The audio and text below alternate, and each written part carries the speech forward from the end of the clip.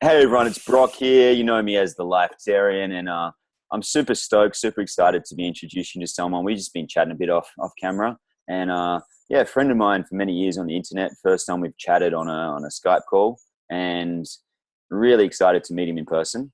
This gentleman's name is Daniel Eisenman, and I hope I've said that correctly. And someone who I've just had a lot of admiration for, someone who's done a degree, noticed that he wanted to do something different career-wise.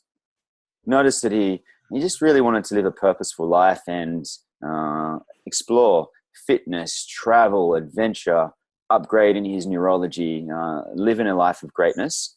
And the topic of today is momentum. And it's, I saw you, Daniel, when we were all doing the vegan lifestyle.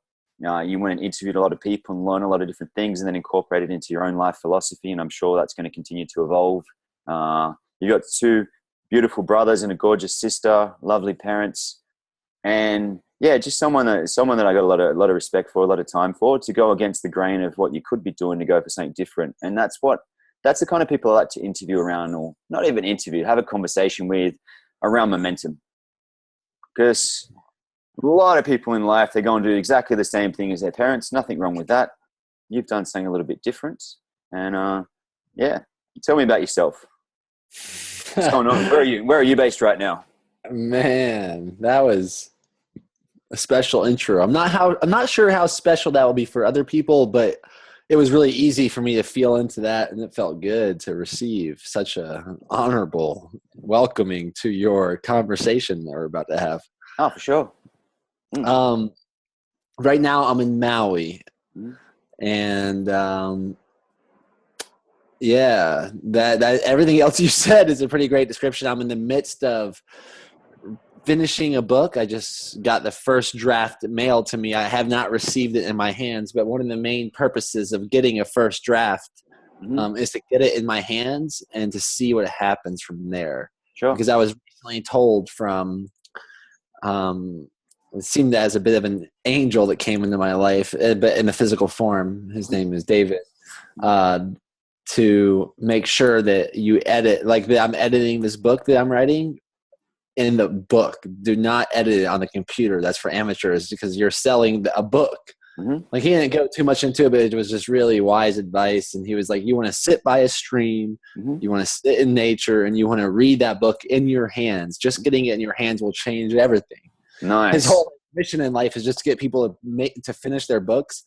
Because he's met so many people that talk about writing a book but won't do it. They won't finally get it printed. Something always stops them. So he invited me to a book publishing workshop, and it actually was just to publish. Like, we actually did the whole process in one day. We just did it.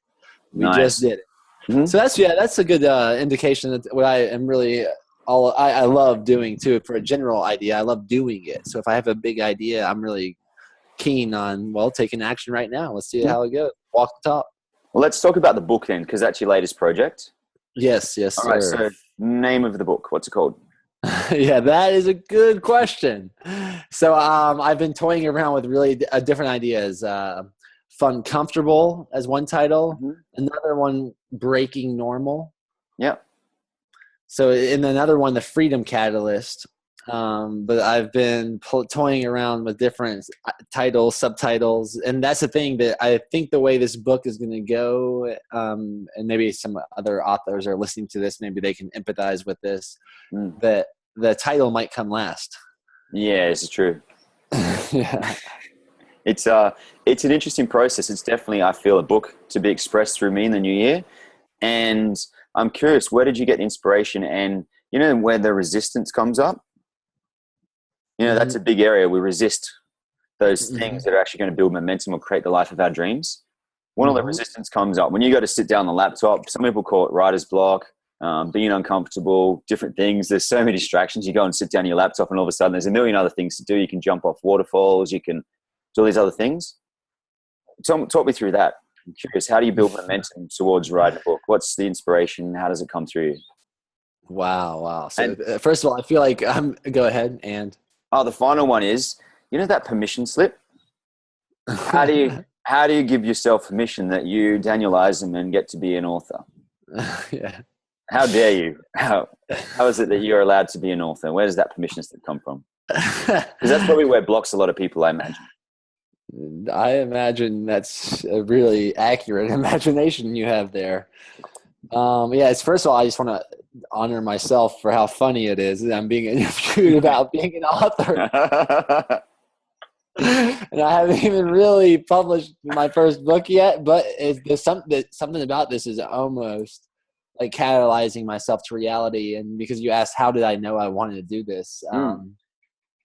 Yeah, because I had a big feeling about this regardless of this interview and anything. Like, there is something here for me. And it's one thing, people have been telling me this for a long time, that it's one of those like birdies that you constantly get dropped in your ear.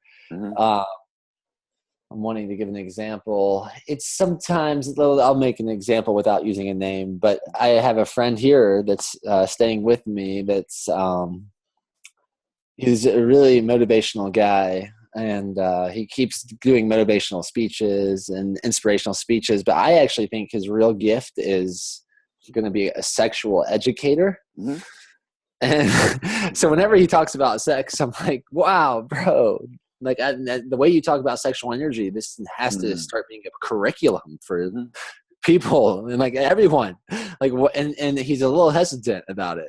Yeah. So it's like there's something, and then this is what I would describe as almost what is a good, and both our mutual friend JP, I thought, described this the best I've ever heard it, is like, what's your passion? Or what's your calling? Your calling might be that thing that keeps being drawn to your attention and keeps attracting you like magnetically, but you're scared of it. Yeah. And I think I had this long story. I've had people telling me for so long, oh, write a book. Like, write a book. What are you doing? Why don't you write a book? And I used to tell myself this story that I was too busy creating stories to actually sit down and regurgitate one. And like, that was a story, and that was my reality, because that was a story I was telling myself. So I just had a crazy last decade, basically, like a very atypical decade. And I told myself that story until I realized that how powerful my stories were. I actually realized I did all these retreats. I hosted all these retreats on getting people to tell the truth as a way of healing, like health through honesty and self-acceptance through self-expression. And at first I thought I was like calling people out, and I am. I call people out when there might be an incongruency. And then I thought maybe I was like the guy to get people to do something differently, but I realized I just became really good at listening, and people are telling the truth about themselves. Like, everything it seems people are saying about themselves, that with enough trust and faith to actually speak it out is becoming the reality. And then I was like, dang, that's pretty like biblical. That's pretty spiritual. That first it was spoken before it was created. So I was like, well, I started telling myself new stories. I was like starting to toy around with this idea. So I let go of this story that I couldn't write a book. So then, all of a sudden this guy shows up in my life who is actually, he was considering becoming a spy, like a secret agent, like in the CSI, like CIA kind of spy. Cool. And, but what it turned out was he had a gift for spying in a way, and he was researching us and others on the internet for so long. And also, he's a writer. You're right. He's a writer. And I had this mastermind group, 10 All In, where I was getting 10 people to get paid to pursue their passion, make a big investment, and multiply it by 10. I'm in the midst of that. Like, I'm on the front line now, that fight right now. Anyway, that not fight, but that like experience, that adventure, that epic journey right now. But it turns out he was one of the guys that was on the team.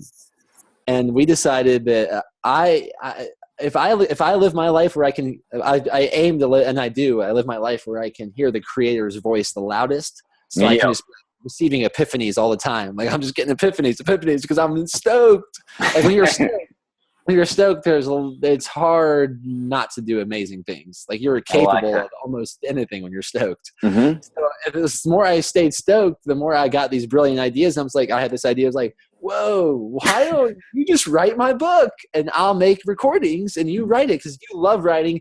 You've been spying on us. And this is like the perfect opportunity. I have a great platform. A lot of people are waiting for a book from me. Like, do this. And so I'm not even writing the book. I make recordings when I'm feeling really good. Oh, perfect.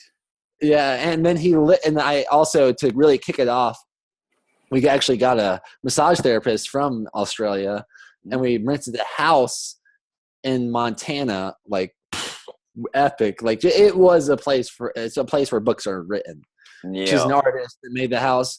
And then we flew in Samuel and his wife and his pregnant wife. Actually, they're going to have a baby probably around the New Year's. And Diana's dad from Denmark. And it was just, all we did was just like love each other. And that meant some conflict too. That's how sometimes it takes some conflict to really love someone. But it was just like a place where the book was made. So we spent about 45 days together in 30 days in like South Montana, and then like 15 in North Montana, the Glacier National Park. It was just like a place where books are made. I was like doing these like hikes. I'm like, this is, well, I almost felt like a bit of a puppet. Like I'm God's puppet without saying too much. But that's how I did it. That's how I did it. I like that thing, getting stoked about life and everything shows up. Because a lot of the people I speak to, they're all, when I have this in place, then I'll be able to do this. You know, when I have the money, when I have the time, when I have the resources, when I have the qualification. How do you speak to that? Because I have an idea about that. That's a big part of my book. Is when you are winning on yourself, like you said, you aren't winning, you're losing. So you got it. Whenever you actually, but that can be a new story. That's the first story. The second story is like, whenever you find yourself saying that, winning on yourself, I'll do this win, or I'll have this win. Yeah. That's an awesome.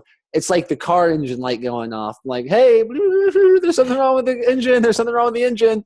This person, we're winning on ourselves. Like you're this actually, whatever you're winning on, I hope and I trust that this interview and this interaction will catalyze others, maybe countless others, maybe a million others, who knows? When they can start using their win as a signal that it's time to start taking massive action on their dreams right now, because this thing that we're living life is a dream. So wake up to it. It is true. I live in an area, and I think Maui's probably a similar thing too.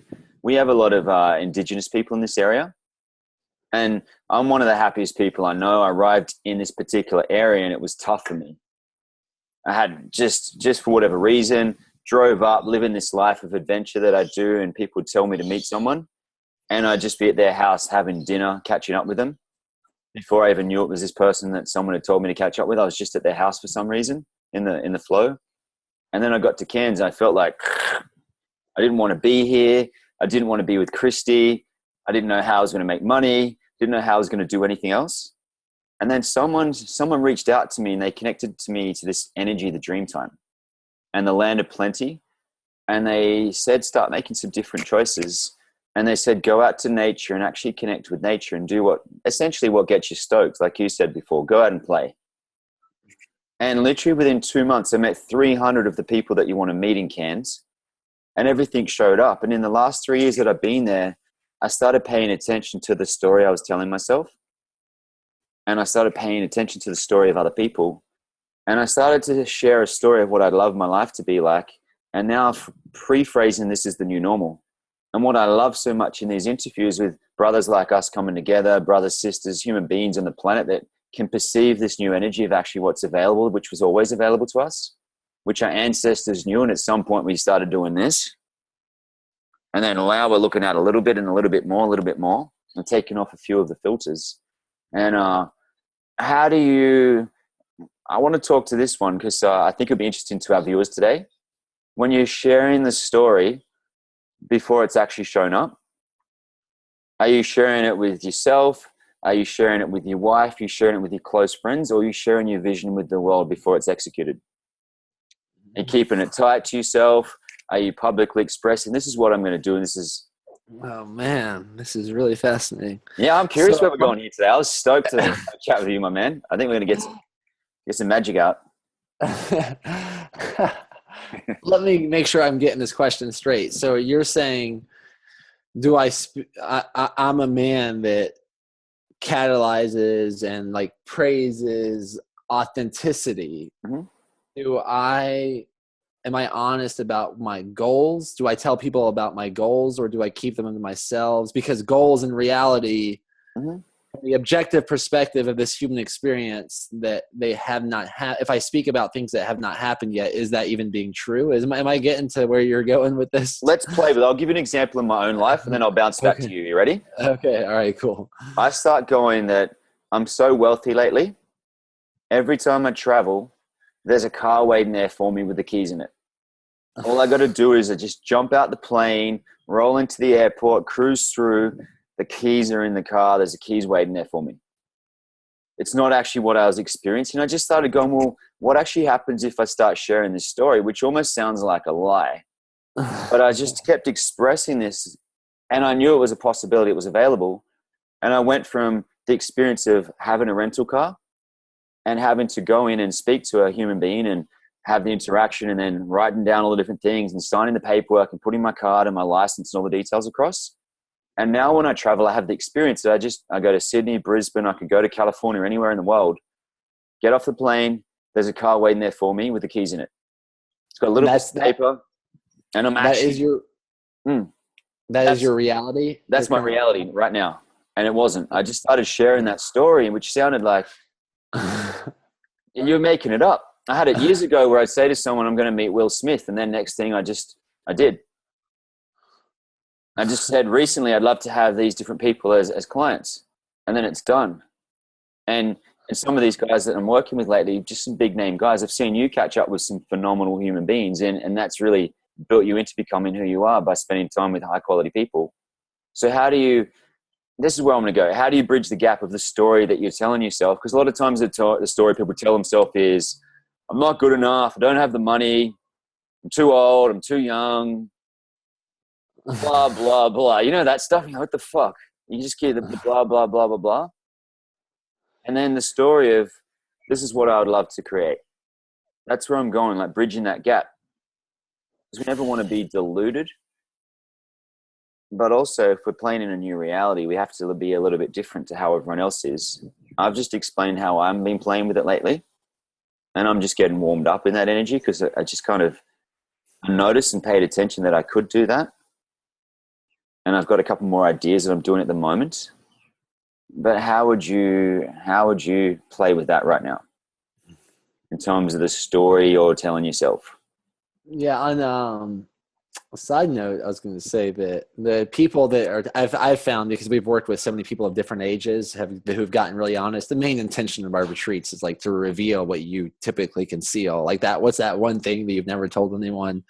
Like, let's really dive deep into that. So that is a really common story that I'm to this or I'm to that.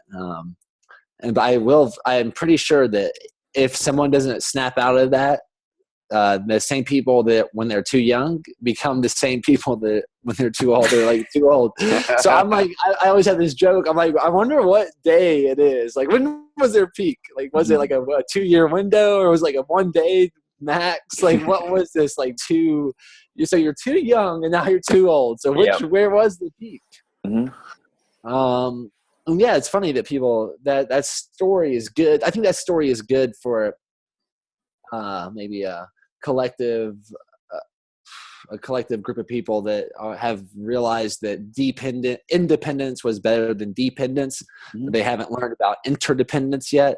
So they're exploiting the people that are less awake, that are more like this and less like this. They're exploiting their energy because they didn't want to be dependent.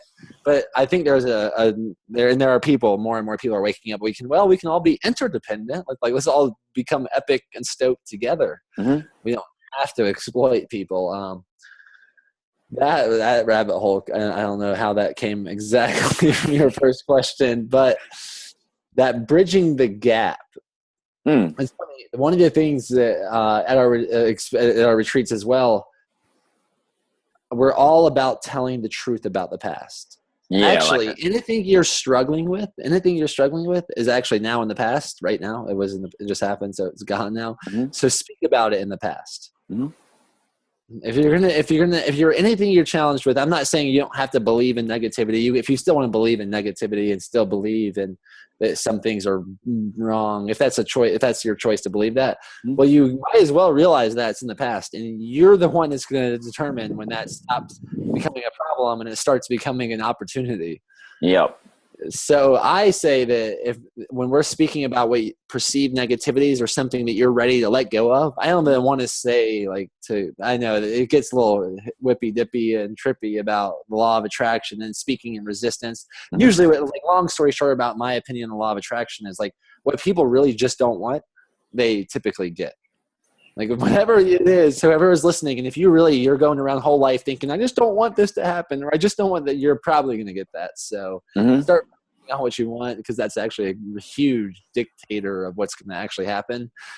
So all that being said, that I want people to tell the truth about the past in the past, and then what they want in their life, speak about it in the present moment. Now, what you're talking about, the one thing that I would say that might sometimes be, I'm still up in the air about for myself. Do I want to talk about future dreams, goals, and aspirations they already happened, or do I want to tell people about them?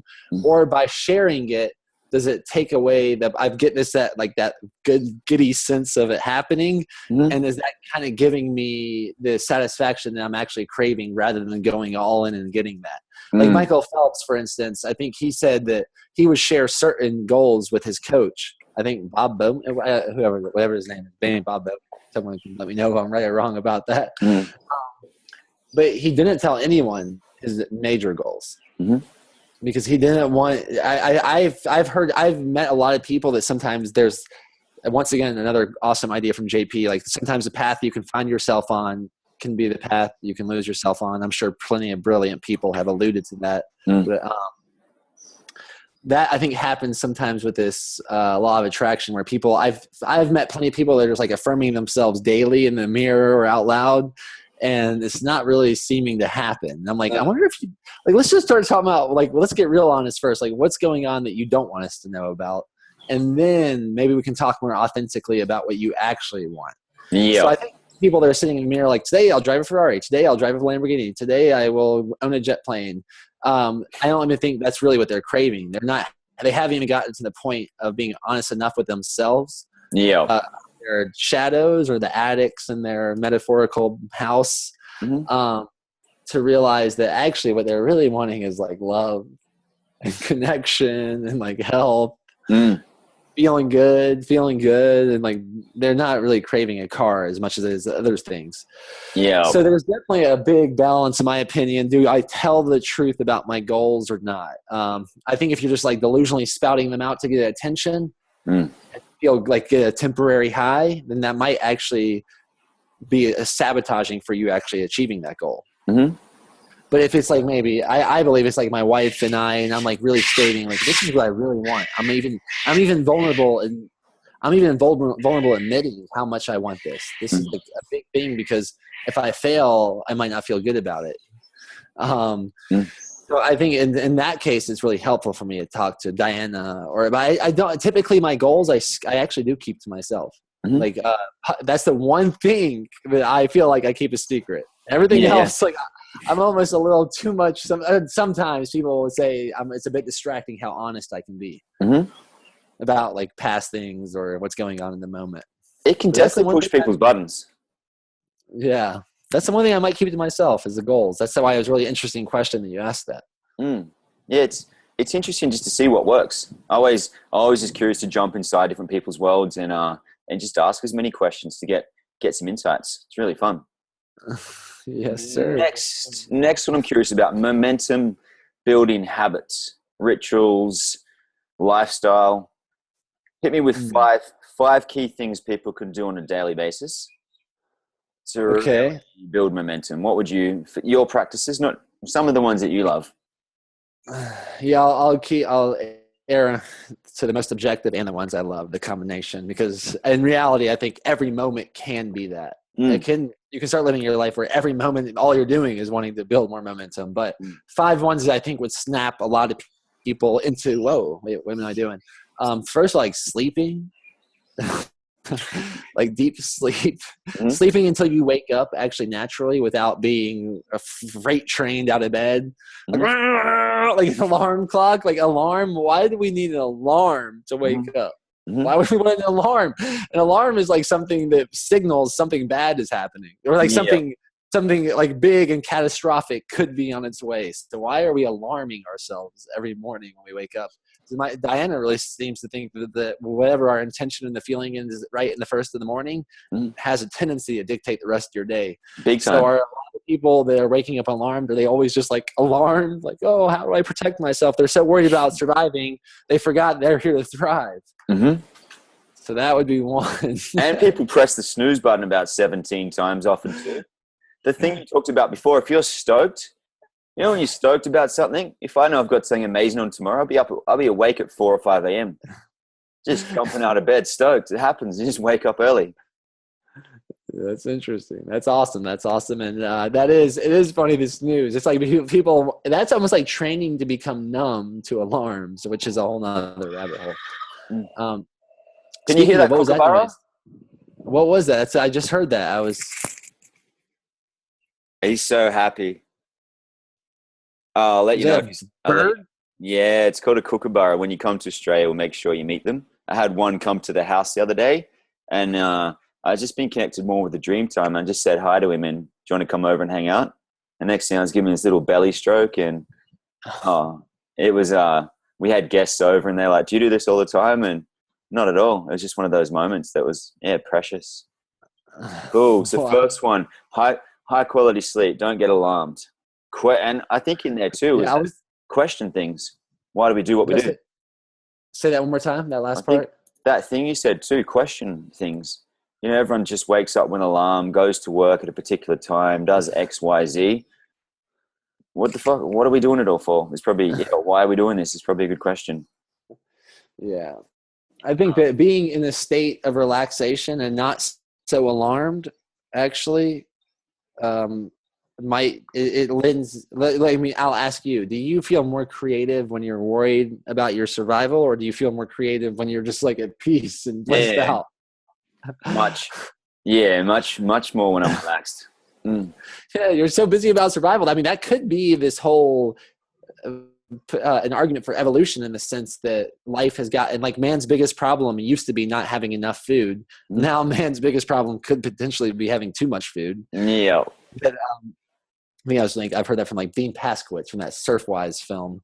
But it's now we're becoming more creative for the people that are realizing that, wow, like I can get any superfood from any part of the world that I want, like with a scroll of my thumb. Like that me and you can, like we're just changing the world with scrolls of our thumbs. Like that, when someone realizes what a miraculous time that we're living in, then they can really tap into receiving more infinite intelligence, in my opinion. And that's what's happening with a lot of people. It's happening fast. It's pretty crazy how fast. The internet. Yeah, I know you got some shadow. The internet has been a really interesting thing because you see the shadow side to it and the light side of it. And the light side is freaking bright. I like David Wolf, when we're at his conference, he said this: it's the best time ever to be alive and the worst time ever to be alive. It's just a choice. What's your preference? I like that. I like that too. Yeah, it's just a cool way to look at it, because you're living the best life ever. I'm living the best life ever. We're living the dream. Like I just say it to myself every day. I'm so blessed and grateful to have time to have conversations with people like yourself on the other side of the world. And I don't know if that's your job, but that can be some people's jobs, actually. It's part of it. That can be that's part of your job, is to have cool conversations with who the best people, who you consider some of the coolest people in the world are. I mean, that's great. And that's what a great job description. I love it. Just came up with our own. That's the thing, creating our own job title. Like you did it for a while, where you did stuff with your brothers under one brand name, and now you do more stuff, under Daniel Eisenman, and then with your wife, and just keep making stuff up. Yeah, why not? It's creation. It's like all of a sudden, with social media, everyone's becoming a reporter and or an artist. Like everyone's like, hey, let's see what art you got. Let's see what you got. It's time to show it off. The world can see it now with like a scroll of film. So good. Thanks for keeping on watching, guys. We're loving having you here. Let's get another number 2 habit for momentum on daily habits. I would definitely recommend. Now, this might sound a little paradoxical. Happy. Oh, nice. And what do you call that bird one more time? Kookaburra. That is a Jurassic sounding bird. He's just happy whether it's sunny, rainy, cold, doesn't matter the circumstances. He's just happy. That's awesome. Okay, next habit. Yeah. Yeah, you better direct me here. I would say it may sound a little counter to what I said before, but I think there's a big difference between choosing, like having alarms come at you that are like literally to catch you off guard versus choosing your alarms. And I would say the coldest, freshest body of water you could find and choose to put your body under it, like choose to put your body under stress, to find out that all your growth takes place outside your comfort zone. Like make the choice that today I'm here to grow. Today I'm here to feel so freaking alive that I don't know. This is just the start of my day. I'm going to get so amped. Like, and it's really, it only takes, so usually if you have a cold pool or a river or an ocean near yourself, it just really is really easy. You can just fall into the water. It doesn't take much effort. It's more of a conscious, like mental choice. But if you don't, it's like the cold shower. Just turn the knob to cold and like feel that sensation. It reminds me of that Bob Marley quote. Some people feel the rain and some people just get wet. So some people just get cold and some people freaking feel the water hitting their body and how the blood rushes from the internal organs to the external ones. And this like crazy response happens. It's like, it's so enlivening. Why would you not want to start your day like that? And I think some people are just addicted to comfort and they forgot that maybe that idea that the growth is going to take, if you want to grow. And if you're not growing, what are you doing? So I trust that we want to grow through this awesome opportunity to be human beings. Like I think our spirit's in this body to evolve. So we probably want to make sure we're growing and that takes place outside our comfort zone. Maybe choose to be the most fun, comfortable you can right when you wake up. I love that saying. Choose to be the most fun, comfortable. Yeah, just make that choice. It's fun. It's fun too. We'll get back to choice in a second, but third daily habit, maybe choice is part of it. Yeah, so that same thing. The water, I think water is big. I think right now, if anything, I've heard people say that we've been in certain type of dark ages. If any kind of dark age right now that we're in, it'd be like the emotion. In my opinion, it's the emotional dark age. And water, I think, represents our emotions. I think that the water metaphorically represents the emotional body, and the earth is 70+% water. Our bodies are 70+% water.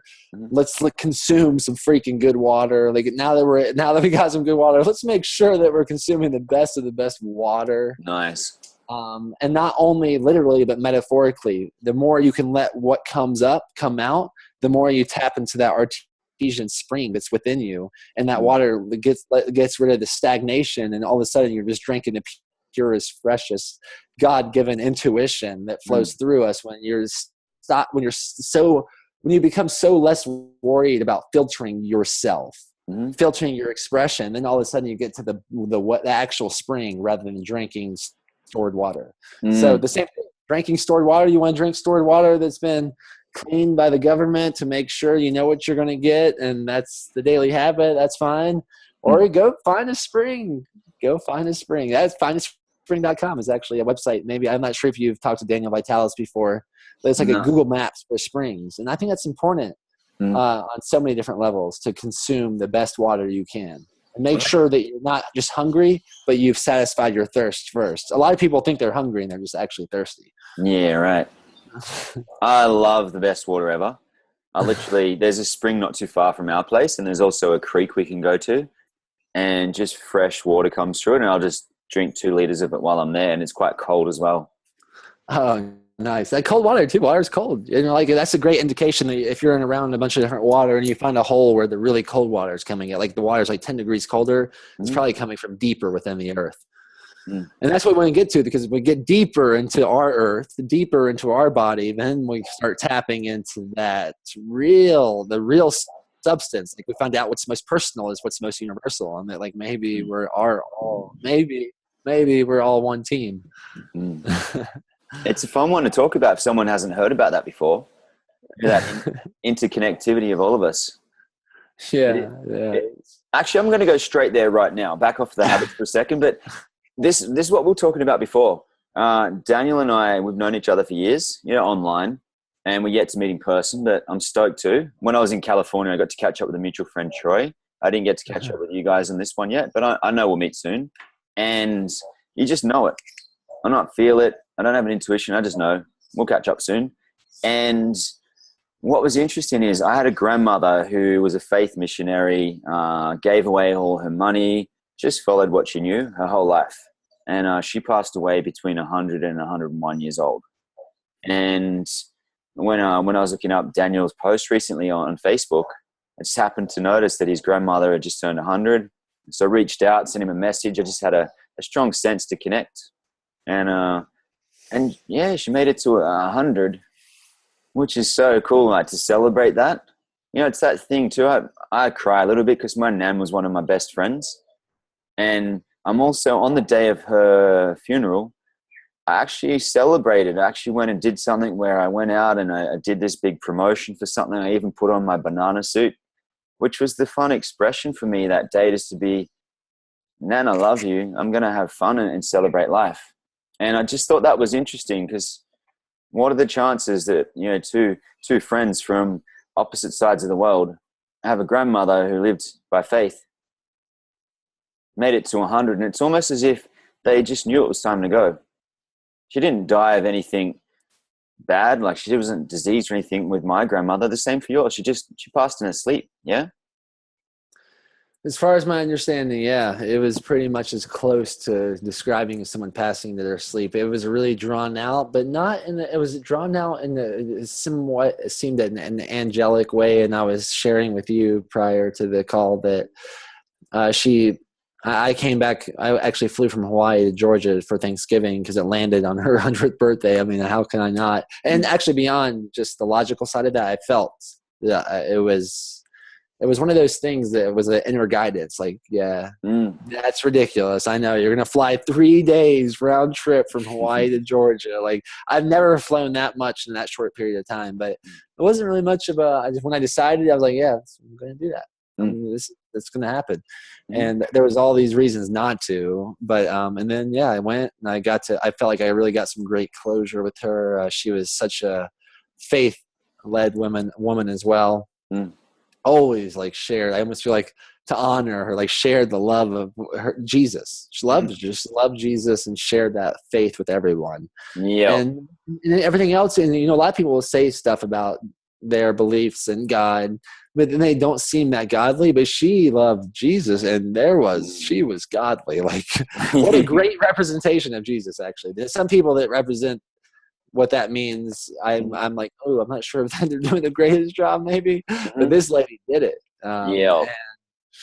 It was awesome, and she stuck around. And that I was saying that Thanksgiving, where even though she wasn't talking, maybe that was the best way for her to be, not talking, because it was like the greatest Thanksgiving, and it may have actually, in my opinion, broken some family curses and evolved our lineage, which evolves the whole world. And then she passed away a couple of days later. Like, yeah, just really easy, apparently. Just stop breathing. Nice. Yeah, it's interesting. It really is fascinating that we share that connection. What are the chances? That's a good question. Probably really. First of all, the chances of my understanding, current chances of living to 100 in the United States of America is less than 0.01%. So that alone is pretty wild. So I just thought it was a good opportunity while we're talking together, because we're all about following the feeling, and I guess creating a life we love is a big part of it. And to see our grandmothers that have really led by example, and that energy being stoked. My grandmother, when she talks about Jesus, she's pumped. Jesus saved my life and did this and this and this and this and this. She loves it. And that's awesome. Oh man, I wish our grandmothers could have met, but they're wherever they are right now, living the dream. They're probably meeting right now. The meeting is what brought us together. That's it. Maybe they told us to catch up. It's interesting when you look at all the different perspectives on life. Yeah, they might be looking at us like, well, we did it.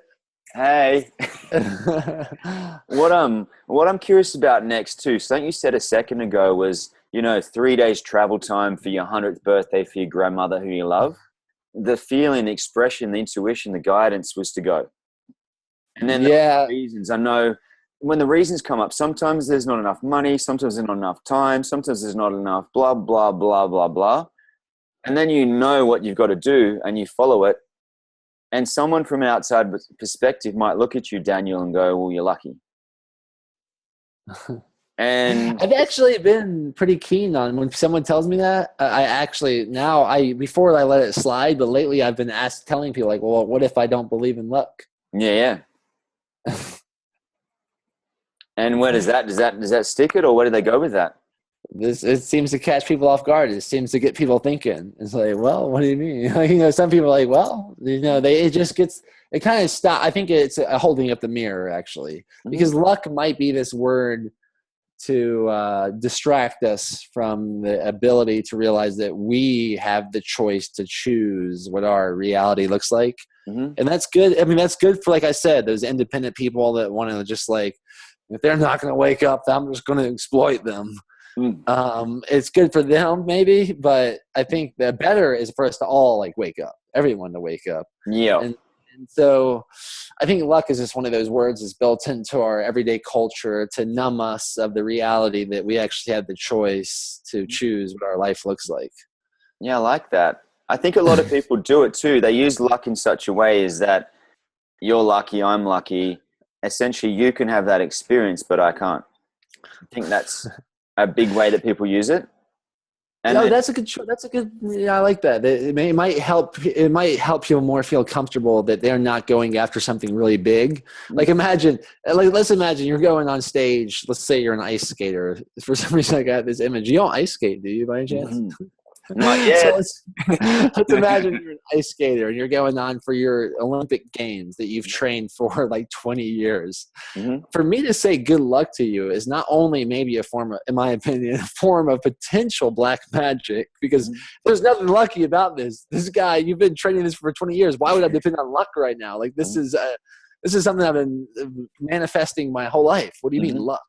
It also might feel comfortable, would make the person feel more comfortable that like, well, this person's going after their passion, but it distracts them that maybe they're not going after theirs, and it's easier to call it luck.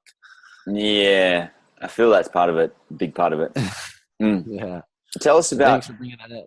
Well, I'm curious with your life. You're outwardly, if we look at it, you're a lucky guy. You live a charmed life. You put on retreats. You're healthy. You got a beautiful body. You got a gorgeous wife. You're a lucky guy, that people want to say that. And I would say that. What like say we talk about resistance to momentum, we talk about different things that are on the life path. How do you stay committed to that life you love when there's not enough time, resources, when you doubt yourself? Because that's the thing, that's where a lot of people are at right now. Say how many times has there been in life where you had to make a bigger choice and you didn't know what was going to show up on the other side of that, but you had to go for it? Just talk me through one of those examples. To be extra honoring to our grandmothers, I will say a lot of that is, and maybe all of it is from my faith in Jesus and God and the source, and that I am here in this golden opportunity in this human suit to experience this crazy world. Like, we're in this crazy world. Can you imagine if someone like dropped you off on another planet and be like, I'm by your side. You might not see me, I'm with you. And it's like, well, let's do it. It's like a video game. You see why maybe that's why so many people, I never got too much into video games. I've probably been, at one point I was, but then I got really busy experiencing the video game of life. Yeah. And I was like, oh man, what was I? That might have been a distraction. Who knows? Anyways. So yeah, faith is like, there's this idea that I think Napoleon Hill, maybe I heard the bird there, like, hello. That I think his way of describing it was that unsuccessful people have a really hard time deciding. They take forever to decide, and then they won't stick with their decision. While successful people make their decision quick and stick to it. You just got to choose. And actually, the less you think about it, this can be argued too. You can like go into so many different ways of studying this, or you can go into intuition. But to make it more credible, the idea of the book Blink from Malcolm Gladwell. So that's a great example to start getting people in touch with this idea that the power of choosing without thinking. Mm-hmm. Like so many people, they think their way around life when you can actually feel your way through it. Mm-hmm. And I think the more you practice that, the more you get in touch with this inner guidance system, to where all of a sudden, like the omens, or if you will, or the synchronicities or the signs just start showing up. It's Mm-hmm. like, it's to reassure you. Like if you've ever taken a crazy hike, I'm imagining maybe you've been on some trailheads that have been a little sketchy. Mm-hmm. They have like a stack of rocks or something, and they show you where you're going. Mm-hmm. It's like, oh, it's your reassurance. Like there's another omen. I'm going on the right way. Like look out. Like look what for the signs that God and life has given you. And sometimes there's signs like the engine light when you're in resistance, or where you're thinking about what you're going to say before you say it, and you're not letting that intuition flow through you, and you're playing all these roles or whatever it might show up for you. The blinking red lights, like, whoa, we got to change something and honor that and love it. Be like, wow, what a miraculous system I have. I have a flashing light to warn me. Let's make sure I'm back on track. And then when you get on track, you can reap the rewards of just awesome organic connections such as this. Mm-hmm. Like, well, I'm doing good things. Like here I am. All of a sudden, this guy from Australia is calling me and telling me about his grandma, and who knows what this will catalyze. I'm like looking forward to seeing what this will catalyze. Just riding that train, riding that awesome road of synchronicities where you're driving your own car rather than stuck on the bus. Mm-hmm. Else that someone's taking you don't want to go. It's just a choice of realizing you're the driver. Mm-hmm. It's amazing when we allow our senses and the moment to be fully expressed. I've had that in a moment where I know I have to take a photograph. For whatever reason, I'm there and I'm in this most beautiful location on the beaches, and I'm like, I have to take a picture right now. And so I take a few pictures, and 2 days later, there's a competition to win a all expenses paid holiday, flights, everything back to that particular place. Mm-hmm. Because I took the photo in that moment. So this is an interesting one too. A lot of people talk about the now, past, present, future. Talk us through it. What's your expression of it? It's a big call. I've had a lot of these spiritual gurus, and they're like, all there is now. You know, like our good Uncle Eckhart Tolle. If you're watching this, Uncle Eckhart, love you, man. And a lot of people talk about, it's all an illusion. It's all now, the past, the present, the future. What's been your sense, your awareness? What's been your experience about the past, the present, the future? Is it changeable? Can we change reality? Yeah. So time is a crazy one. I mean, I think time, first of all, like I love time. I love this concept of time. And I would say if you're trading it all money, or if you're trading anything for your time, then there might be a confusion, like, because from my understanding, 100 years of life on Earth is it like I've heard this recently, like 3 seconds in proportion to the time of what scientists predict the Earth to be. And to eternity, it's incomparable. So if you're doing anything you don't want to do, or if you think I don't even think there is a waste of time. There's no such thing as a waste of time. But if you think you are wasting your time, then that's one of those red engine lights. Like next time you ever catch yourself like, this is a waste of time, it's like red engine light. I appreciate the moment. You're alive in a human suit right now. You're on planet Earth. You better appreciate it. That's one of those good red flags. Now, so that's assuming time exists. I have played with this idea, and that can get pretty esoteric, and there are plenty of people that will tell you about how time may not even exist, that time is an illusion. But from my understanding, it seems like we are living, our culture and our earth is set up around the context of time, and we can use time or be used by it.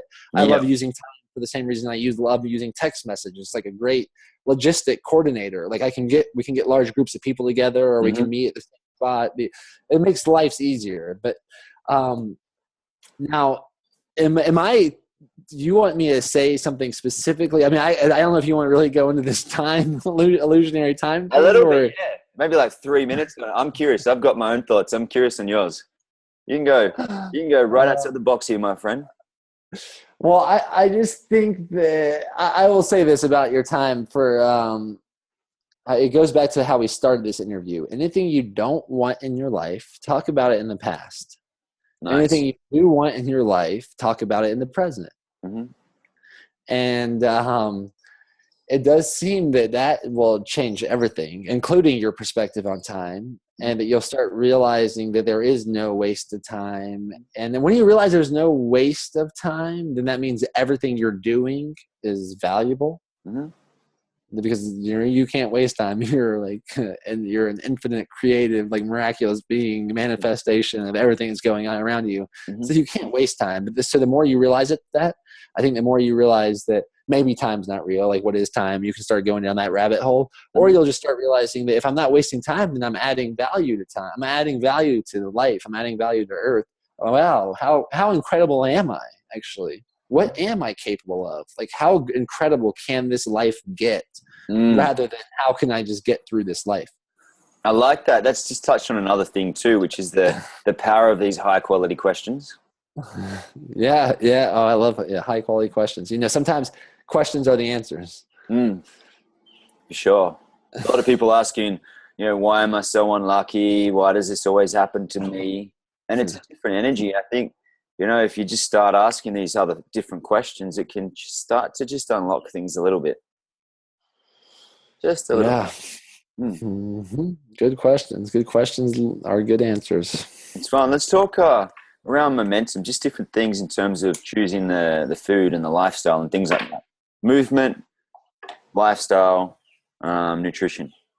Really quick, I like to go through some of those. Movement. What are you doing to build momentum with your movement? I'm a huge advocate in functional fitness, and that when I mean I'm really being serious about the fun part of that word. Fun. Oh yeah. You want to make sure you're having fun. I don't understand this whole workout thing. You might as well be. Why work out? Let's play out. Let's go outside and play. It's not a workout. It's a play out. Outside and play. Or as I think another mutual guy we know is Paul Check about what about working in? Let's work in too. So yeah.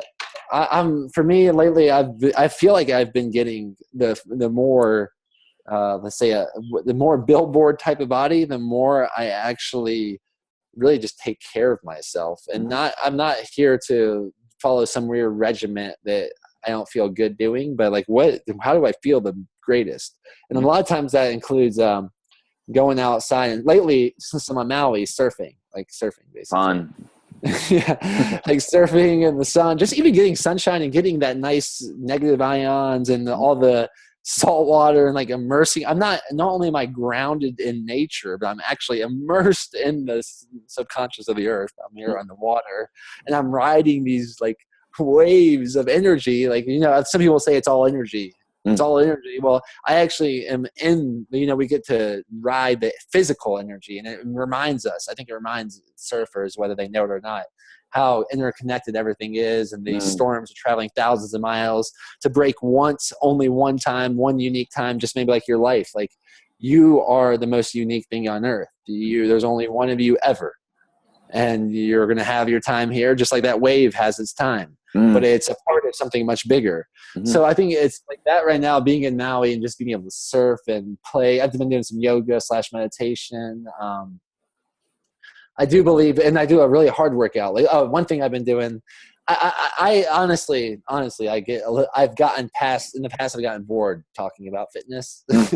Yeah. But I think that's an old story I can overcome. So let me just tell you something that's more fun. A workout that I've recently done, and maybe this is indicative of, find something that's really fun for you and that's really hard for you, and make a goal and see if you can complete it, and it becomes a mission.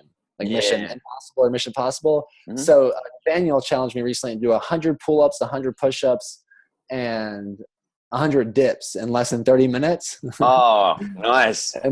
And that is a lot of fun. I've done that a couple times, and the first time I failed, and the second and third time I've gotten it faster and faster, and it's just really fun to push myself so hard in those functional workouts.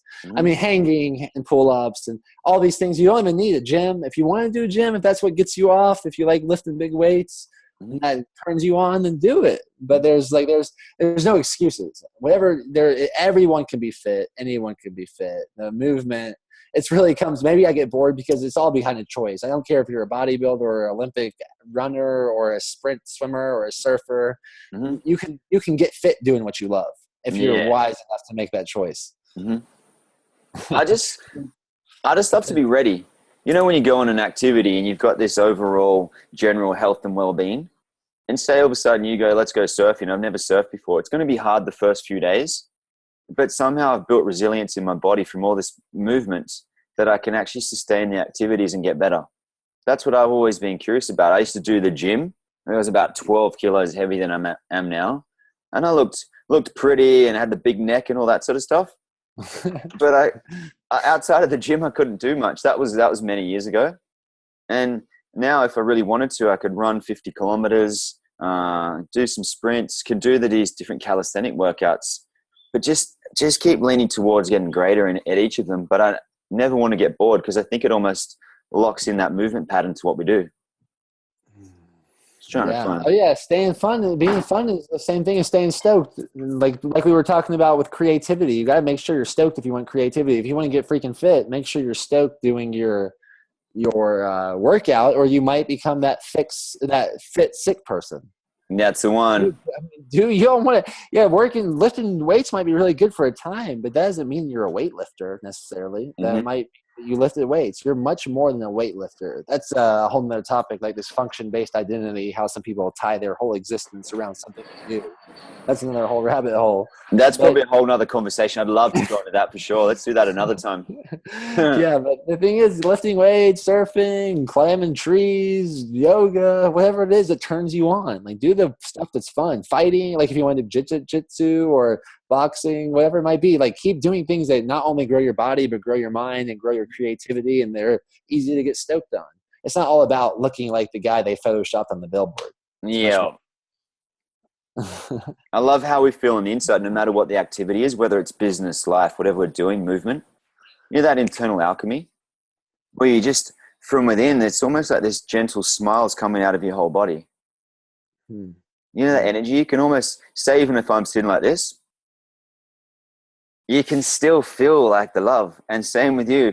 A lot of people smile. I've seen a lot of people back, you know, being spiritual, and they walk around like this. And internally you couldn't feel it. But I love when people have that joy factor, the fun, comfortable stuff you're talking about there.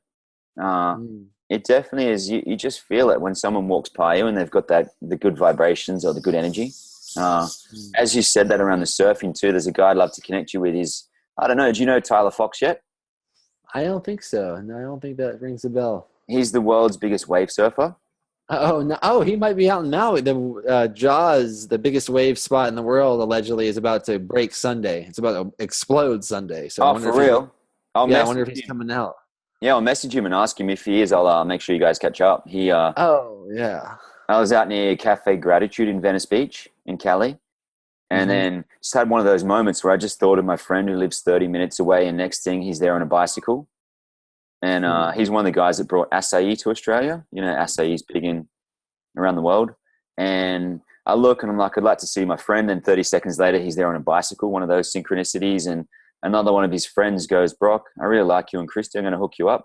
2 days later in Santa Cruz at the home of the world's biggest wave surfer, Tyler Fox. You'd love him. He's cool. He's just stoked about life. He's got the jet ski. He's got the surfing stuff. Yeah. And he started a thing called Santa Cruz Waves. He's nice. Yeah, it's cool, man. All right. We're going to get towards the end of the conversation now. We're going to just keep the energy there with what we love. What are we going to talk about next is, what's your definition of momentum? It's like my big word at the moment. It might not be in 2 weeks, but just right now, I've called my coaching program 90 Days of Momentum.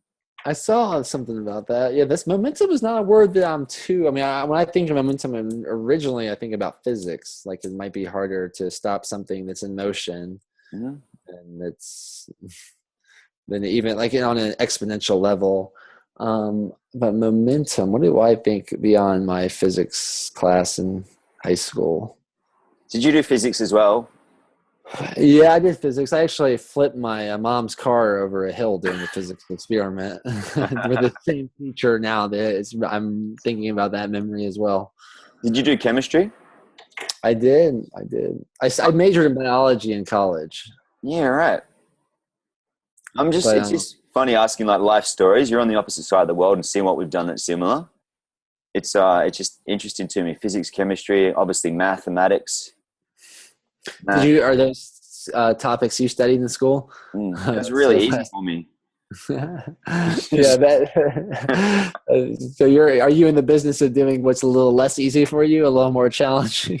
Yeah, I could have followed that path and done that at university. I ended up going, well, it's not what I love. I was going to do physiotherapy and be a physiotherapist. And the girl I was catching up with in year 12, I just said that to her as an idea. And next thing, she's one of the world-renowned physiotherapists. And I went and did other stuff.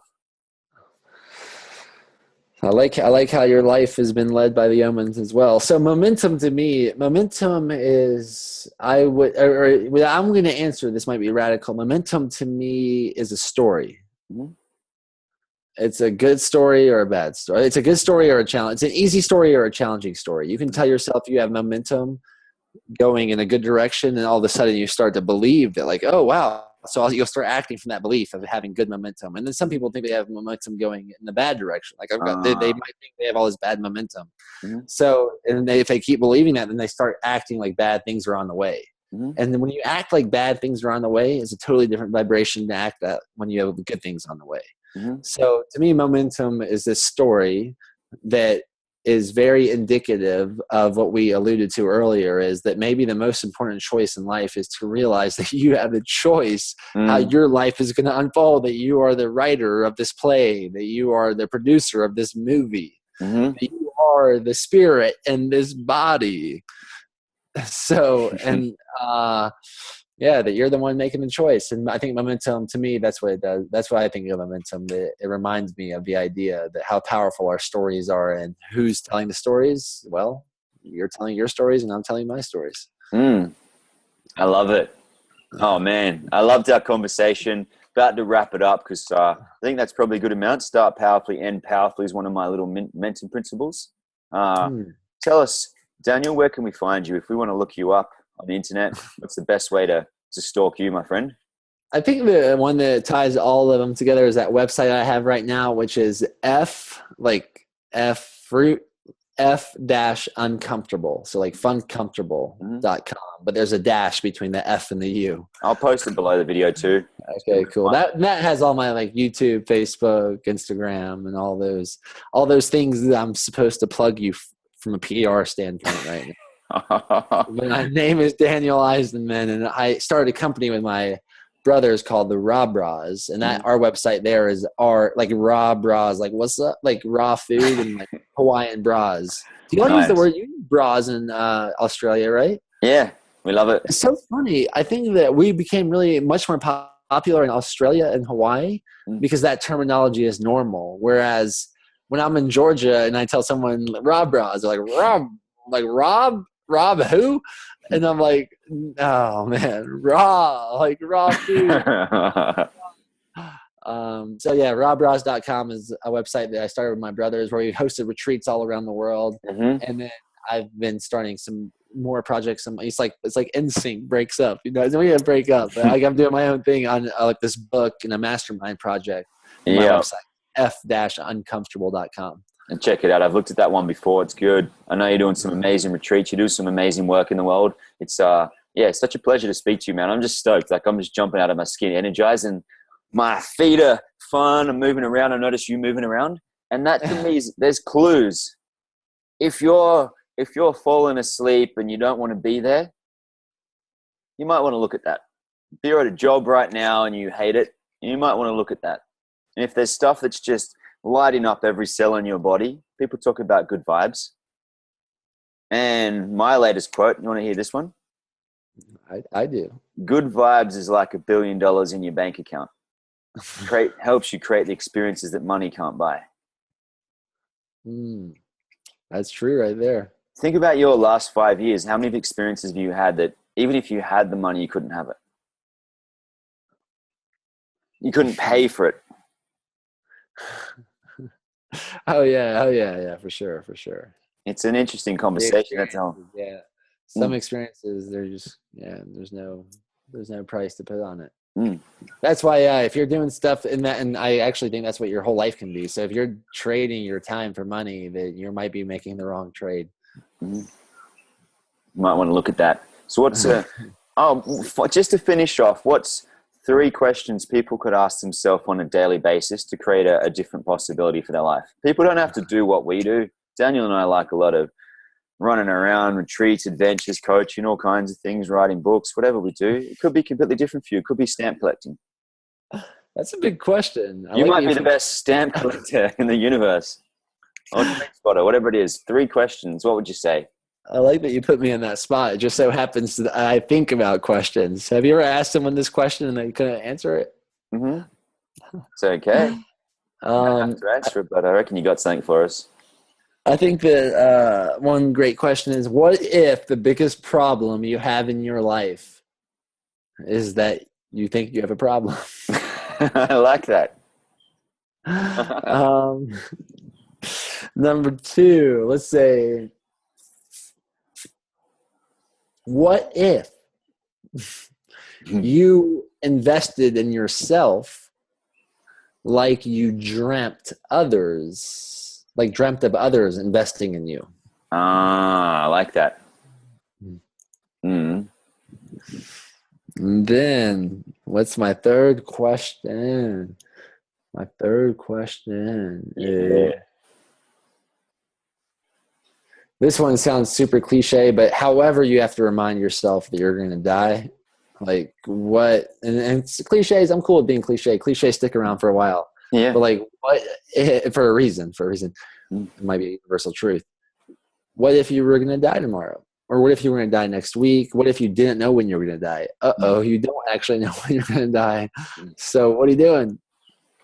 I like that. But any question to remind you that you're going to die, however you have to phrase that to yourself. And not only just remind you of death, that not only am I going to die, but like you're going to die, Brock. From my understanding, the one thing I can bet on this life is that unfortunately, or depending on how you look at it, fortunate or fortunate or not, you're going to die. So how am I treating you right now?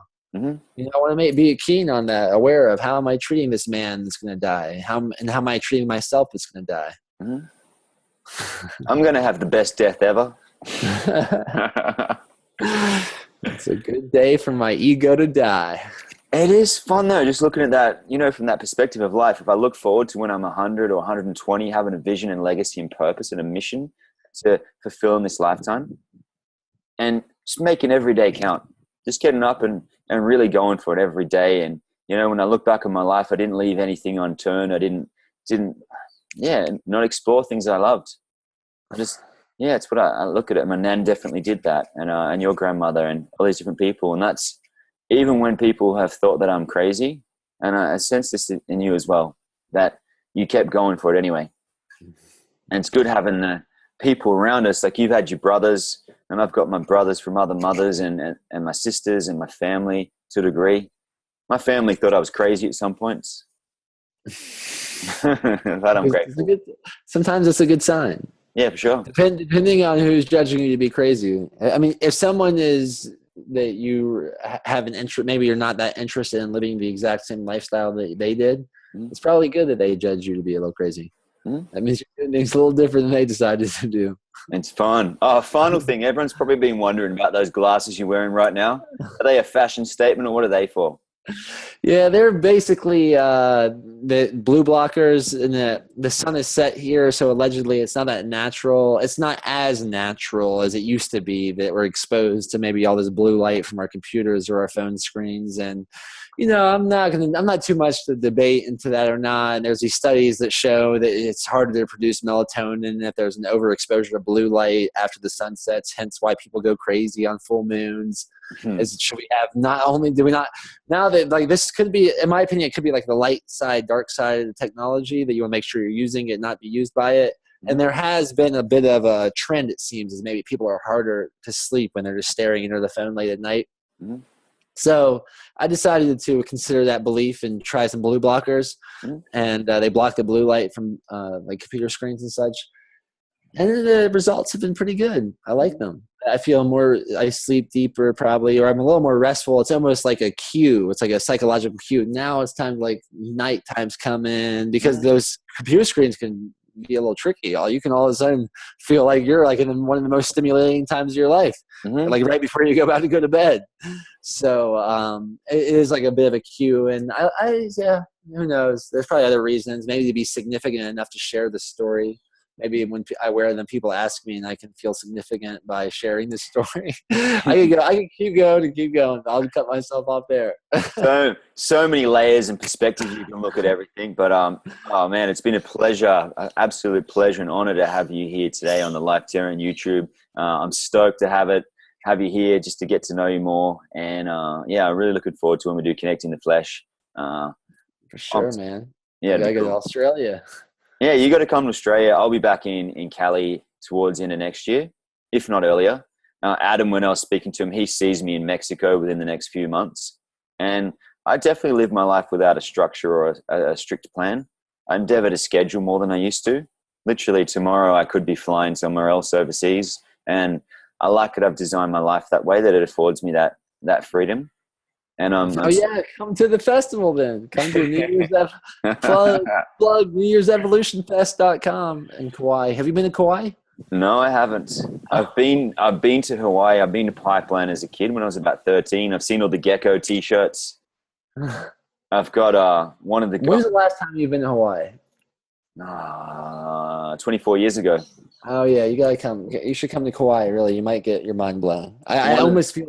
There's a bit of me that feels guilty bringing people to Kauai. And I'm okay. I can love that guilty part of me too. But it's because it's such like a sacred, special. Well, what am I saying? Kauai, there's full of tourists. You stay if you want.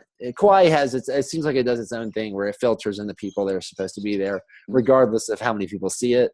But that's like where Jurassic Park and all those movies are filmed. It's just like mind-bending. Mind-bending. It's fun to live in those places. A friend, I started doing some mentoring sessions with her. She came along and created one of my workshops. Zoe, if you're watching this, hey, she came along. I did a session with her. I met her friend in the car park of a cafe. Next thing that night, they changed all the plans. This lady's an author as well, and she was writing her next book. And we all caught up. And I did an energetic session with these two gorgeous women. And one of them was Zoe. And Zoe's over in Maui or one of the islands in Hawaii right now. I'm in Maui, so if you want to connect us too. I will. I'd love to meet you. And her story was she was there and she made a choice to go over there. She didn't have all the money. She didn't have the camera. She didn't have all the things that she needed. But she just kept following her mission, and I taught her how to do some energy sessions with people. She finished one with a particular guy, and at the end of it, the guy just hands her this $6,000 or $7,000 camera and goes, "Here, bring it back when you don't need it anymore." Nice. And that's the thing. Everyone's looking like we're looking at their bank account, looking at how it's going to show up, looking at all the different things. But the how shows up however it shows up. It's a miracle that we breathe every day. It's a miracle that we're alive every day. There's so much going on that we're in the unseen. And yeah, I think one of the quotes I love from you guys the best was it expect the unexpected? What was the one you had? Oh, we have expect anything and experience everything. I like that. Expect. Yeah, I dig it, man. Cool. Yeah, well, I was going to say to flip it a little bit is to consider that sometimes not having a plan can be a plan. Yeah, yep. Allowing yourself that. Yeah, find that balance. It's fun. It's fun. It's fun to be aware of how we play the balance of life. Mm-hmm. The key is to balance on that board so you can ride the best waves. I like it. A friend said that too. How do you plan for the present moment? Yeah, there's a lot of things you can't plan. That's the thing that I think, in my opinion, and what my aim and aspiration, inspiration is that you put me on whatever you want to put me on. I'm ready to shine. Yeah, I like that. Whenever that's the place that I desire to be at, mm-hmm. And that I can be at, and that I'm at currently right now. Mm-hmm. But just tell me what to do, and I'll do it. Like if God wants to rain down an omen on me and it's time to take action, then I'm ready to do it like the best I've ever done it. I feel it, man. I like that. Nothing ever happens twice. I love the spontaneity. And it's fun too. I like with the radical honesty and stuff you guys talk about. One thing that's shown up for me recently, I used to do speaking on stage with some of the big name guys, and I just hated it. Because everyone's out the back, they're like, raw, you know what I mean? It was kind of fun, like you might get pumped up for a workout. But most of these guys who I meet, they weren't living in alignment with what they wrote about. And it frustrated me. And I moved away from that personal development realm for looking for something different.